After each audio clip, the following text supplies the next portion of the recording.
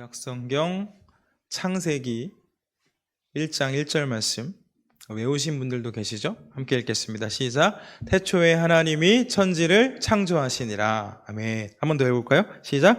태초에 하나님이 천지를 창조하시니라. 아멘. 저는 이제 질문하는 걸 좋아하는데요. 제가 아무래도 교육부 사역을 좀 오래 하다 보니까 이제 설교할 때 질문하는 걸 좋아합니다. 여러분들은 또 질문 받는 걸 싫어하시잖아요. 그죠? 어렵지 않은 질문을 좀 드릴게요. 여러분, 닭이 먼저일까요? 달걀이 먼저일까요? 우리 손 한번 들어볼까요? 닭이 먼저다. 네. 우리 카메라로 이제 영상으로 보시는 분들도 있으니까 100분 손 드셨고요. 달걀이 먼저다. 달걀. 또 100분. 우리 나머지 200분은 잘 모르시겠나요? 네.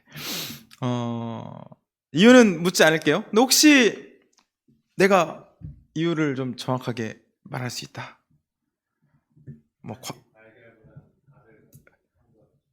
하실 것 같습니다. 네. 네. 한 99점 정도, 네, 드리고 싶습니다.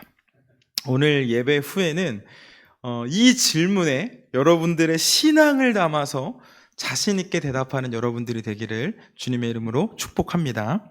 오늘 요리문답 함께 보겠습니다. 오늘 26문, 우리 한 가지만 볼 건데요. 같이 읽어보겠습니다. 시작. 만일 나는 전능하신 아버지 하나님, 천지의 창조주를 믿습니다 라고 말한다면 실제로 당신이 믿는 것은 무엇입니까? 같이 읽겠습니다. 우리 주 예수 그리스도의 영원하신 아버지는 무로부터 천지와 그 속에 있는 모든 것을 창조하셨고 하나님의 영원한 계획과 섭리로 그것들을 붙드시고 다스리시며 그의 아들 예수 그리스도로 인하여 나의 하나님과 나의 아버지가 되심을 믿는다는 것입니다. 조금도 의심 없이 그분을 온전히 신뢰하기 때문에 내 몸과 영혼의 모든 필요한 것들을 제공하시고 눈물 나는 고통스러운 삶 속에서 경험하는 모든 역경을 선으로 바꾸어 주심을 믿습니다. 아멘. 여러분, 우리는 어떻게 구원받나요? 우리 어떻게 구원받죠? 믿음으로 구원을 받습니다. 믿음으로. 죄송해요. 네. 그럼 뭘 믿음으로 구원을 받습니까? 뭘 믿음으로? 믿음의 선배들이 정리해 놓은 이 사도신경의 내용들을 믿음으로 구원을 받습니다. 예수님을 믿음으로 구원받는 건 맞는데 구체적으로는 이 사도신경에 정리된 그 내용들 하나하나를 내가 믿음으로 구원을 받습니다. 사도신경의 첫 번째 문장을 표준 세번역 성경으로 읽으면 이렇습니다. 나는 전능하신 아버지 하나님, 천지의 창조주를 믿습니다. 전능하사 천지를 창조하신 하나님 아버지를 내가 믿사오며 나는 전능하신 아버지 하나님, 천지의 창조주를 믿습니다. 이 말씀을 믿음으로 우리는 구원을 받는 거죠. 물론 이 말씀만 믿는 것은 아니지만 우리 지난 시간에 삼위일체 하나님에 대한 말씀을 나누지 않았습니까? 우리가 믿는 하나님은 성부, 성자, 성령, 삼위가 한 분 하나님으로 계시는 분입니다. 그 중에 이 성부 하나님, 모든 것에 전능하신 아버지 하나님께서 천지를 창조하셨습니다. 우리가 갖고 있는 하나님의 말씀, 이 성경의 첫 번째 책이 어떤 책이죠? 창세기, 그죠? 창세기의 첫 번째 장, 첫 번째 절은 태초에 하나님이, 처음에 하나님이 천지를, 하늘과 땅을 창조하셨다라고 증언합니다. 우리 지금 나오는 책들 말고 이 고대 문서들 중에는 첫 번째 나오는 그 문장이 제목의 역할을 감당하기도 했었다라고 합니다. 그러니까 하나님께서 천지를 창조하셨다라는 것은 성경의 제목으로도 볼 수 있겠죠. 하나님이 세상을 창조하셨다. 그 창조하신 이후의 내용들 아닙니까? 우리가 처음으로 믿어야 할 내용입니다. 사실 이 하나님께서 천지를 창조하셨음을 믿으면 성경에 나오는 내용들 중에 믿어지지 않을 것은 없죠. 하나님이 이 땅을 창조하셨는데 뭐 못하실 게 뭐가 있겠습니까? 바다의 주인께서 바다를 가르시고 이 풍랑의 주인께서 풍랑을 잠잠하게 하시고 생명의 주인이신 하나님께서 생명을 살려내시는 것은 전혀 어려운 일이 아닙니다. 성경은 어두움에서 빛을 만드신 하나님께서 천지, 하늘과 땅, 우주를 포함해서 하늘에 있는 모든 것과 땅에 있는 모든 것을 만들었다라고 증언합니다. 제가 설교를 시작하면서 닭과 달걀 중에 뭐가 먼저 있었냐라는 거에 대한 질문을 드렸었죠. 하나님의 창조를 믿는 사람에게는 전혀 어려운 질문이 아닙니다. 우리 창세기 1장 20절에서 21절 말씀, 창세기 1장 20절에서 21절 말씀 같이 읽어볼까요? 시작. 하나님이 이르시되 물들은 생물을 번성하게 하라.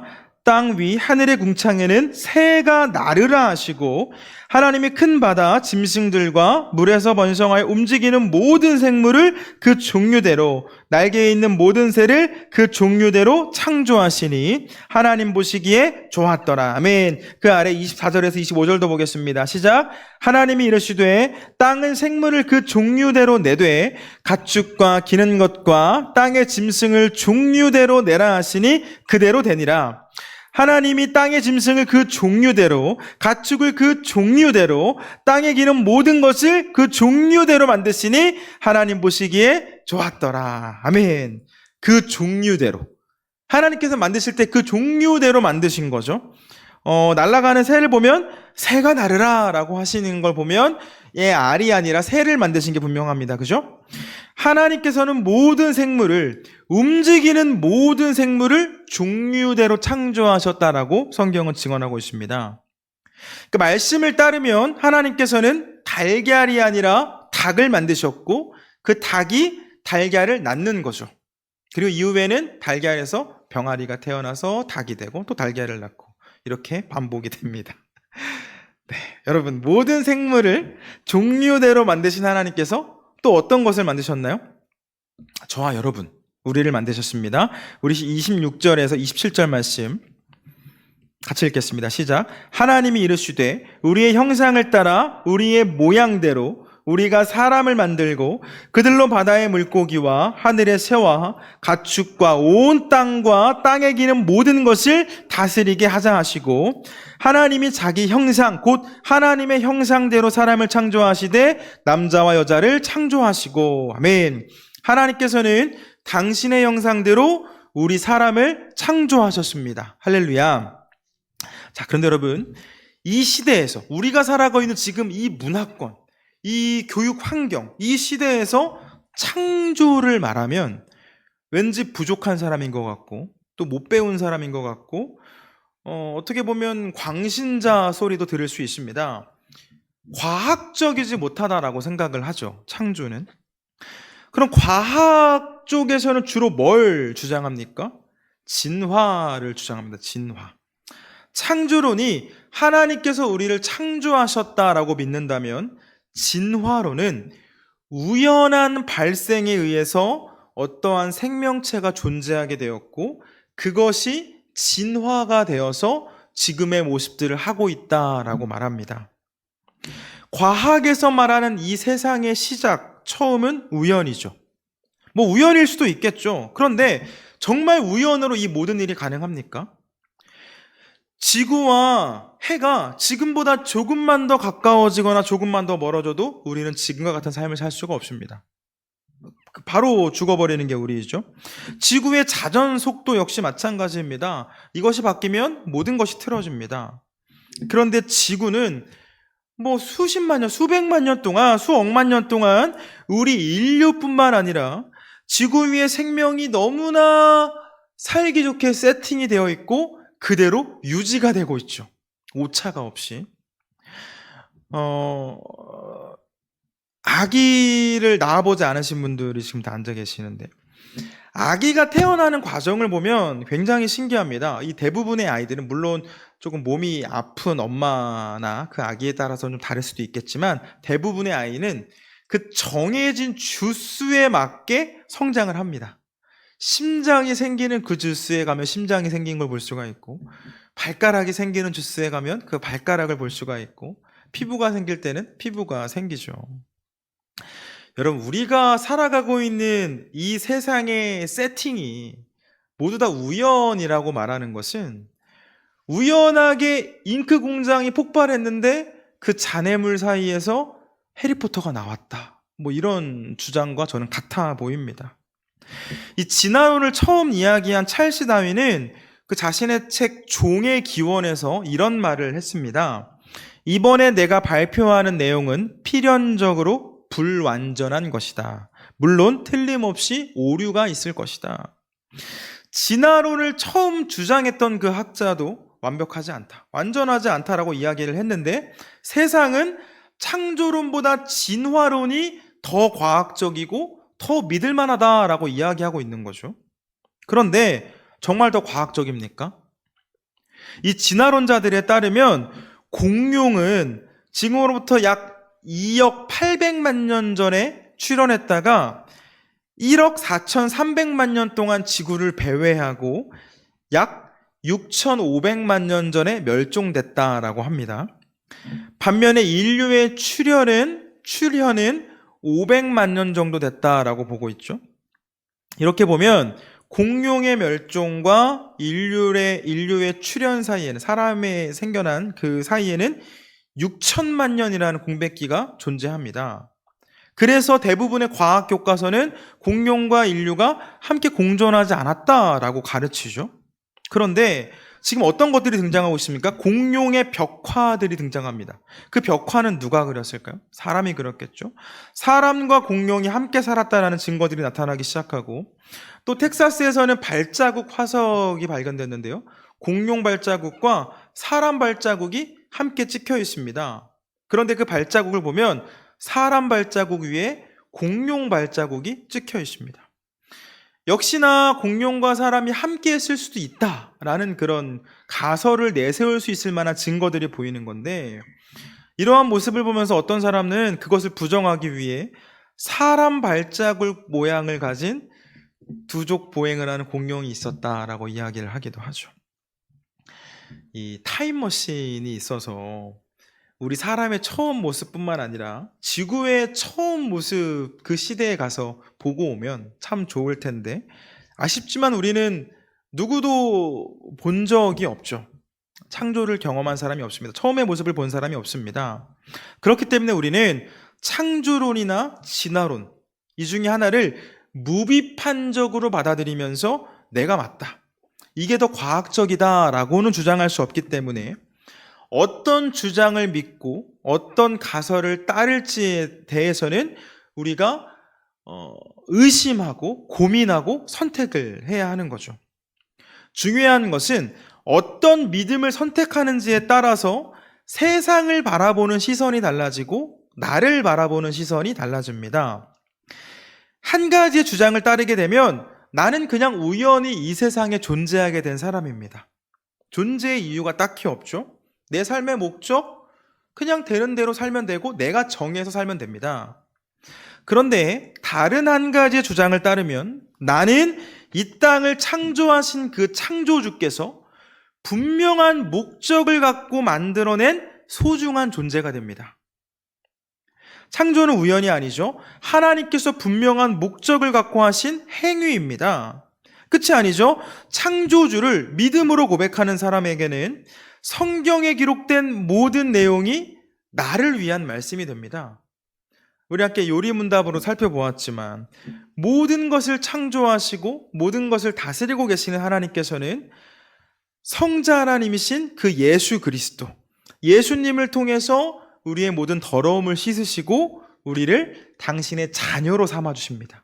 다시 한 번 더, 우리를 창조하셨을 뿐만 아니라 우리를 자녀로 삼으셨다는 거죠. 우리 신약성경 로마서 8장, 신약성경 로마서 8장 14절에서 15절 보겠습니다. 로마서 8장 14절에서 15절 말씀, 제가 갖고 있는 성경으로는 신약 250면에 있습니다. 로마서 8장 14절에서 15절. 함께 읽겠습니다. 시작. 무릇 하나님의 영으로 인도함을 받는 사람은 곧 하나님의 아들이라. 너희는 다시 무서워하는 종의 영을 받지 아니하고 양자의 영을 받았으므로 우리가 아빠 아버지라고 부르짖느니라. 아멘. 창조주와 창조물의 관계가 아니라 아버지와 자녀, 아버지와 아들, 아버지와 딸의 관계가 되었다는 거죠. 여러분, 이 세상의 주인이 나의 아버지라고 고백하는 사람과 나는 이 땅에 우연하게 존재하게 되었다라고 생각하는 그 사람의 삶이 어떻게 같을 수가 있겠습니까? 삶을 대하는 태도, 내 삶의 목적, 내 삶의 이유가 같을 수가 없죠. 또 하나님의 창조를 고백하면서 은혜 안에서 창조주의 자녀가 되었다라고 믿는 우리는 어떤 말씀을 신뢰하고 있습니까? 아버지 되신 하나님께서 우리 몸과 영혼에 필요한 모든 것을 제공하시고, 우리가 때때로 사망의 음침한 골짜기를 지날 때도 있지만 눈물나게 고통스러운 삶 속에서 경험하는 모든 역경을 선으로 바꾸어 주실 것을 믿습니다. 우리 시편 23편 말씀, 너무나 잘 아는 말씀이시죠? 구약성경 시편 23편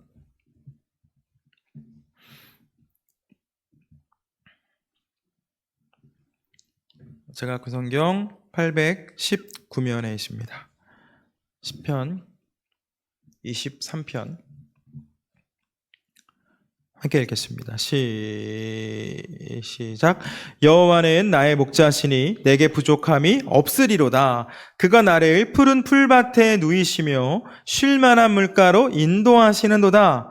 내 영혼을 소생시키시고 자기 이름을 위하여 의의 길로 인도하시는도다. 내가 사망의 음침한 골짜기로 다닐지라도 해를 두려워하지 않을 것은 주께서 나와 함께 하심이라. 주의 지팡이와 막대기가 나를 안위하시나이다. 주께서 내 원수의 목전에서 내게 상을 차려주시고 기름을 내 머리에 부으셨으니 내 잔이 넘치나이다.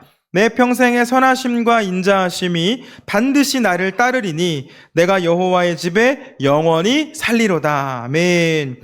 창조주 하나님께서 자녀된 우리가 사망의 음침한 골짜기를 다닐지라도 건져내셔서 쉴만한 물가와 푸른 초장으로 인도해 주신다라고 고백을 하니 우리는 평생에 하나님의 집에 살기를 원한다라고 고백할 수가 있는 거죠.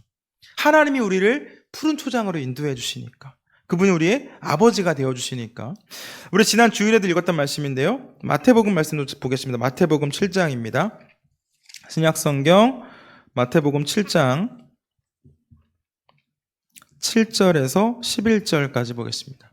신약성경 마태복음 7장 7절에서 11절. 우리 마지막으로 찾는 성경입니다. 네. 마태복음 7장 7절에서 11절 같이 읽겠습니다. 시작. 구하라, 그리하면 너희에게 주실 것이요, 찾으라, 그리하면 찾아낼 것이요, 문을 두드리라, 그리하면 너희에게 열릴 것이니 구하는 이마다 받을 것이요, 찾는 이는 찾아낼 것이요, 두드리는 이에게는 열릴 것이니라. 너희 중에 누가 아들이 떡을 달라 하는데 돌을 주며 생선을 달라 하는데 뱀을 줄 사람이 있겠느냐? 너희가 악한 자라도 좋은 것으로 자식에게 줄 알거든. 하물며 하늘에 계신 너희 아버지께서 구하는 자에게 좋은 것으로 주시지 않겠느냐. 아멘. 예수 그리스도의 보혈로 우리를 속죄하시고 우리를 자녀로 삼아주신 그 하나님께서는 육신의 아버지가 자녀를 위해 좋은 것을 주려고 하는 것처럼 우리의 기도를 들으시고 우리의 필요를 채워주신다는 거죠. 하나님이 창조주가 우리의 아버지가 되셔서 우리의 기도를 들으시고 우리의 필요를 채워주신다라고 말씀하십니다. 반복해서 말씀을 드리는 것처럼 그렇기 때문에 우리는 하나님의 집에서, 하나님의 품에서 영원히 살길 원합니다라고 고백할 수 있습니다. 최근 몇 번의 주일 동안 제가 비슷한 말씀을 나누었는데요, 우리에게 근심이 찾아올 때, 걱정거리가 찾아올 때, 눈물 흘릴 일이 찾아올 때 우리들이 염려하지 않고 근심하지 않아도 되는 이유가 무엇입니까?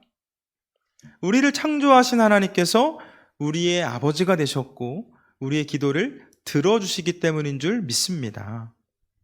여러분, 오늘 설교는 이 요리문답 26번의 질문과 답을 제가 해설로 설교를 풀어냈는데 복습하는 느낌으로 한 번 더 읽으려고 합니다. 그런데 저희가 처음 읽었을 때 이 글자를 읽는 것에 집중했다면 이번에는 이 물음과 답에 우리의 믿음을, 우리의 신앙을 담아서 우리의 고백으로 읽었으면 좋겠습니다.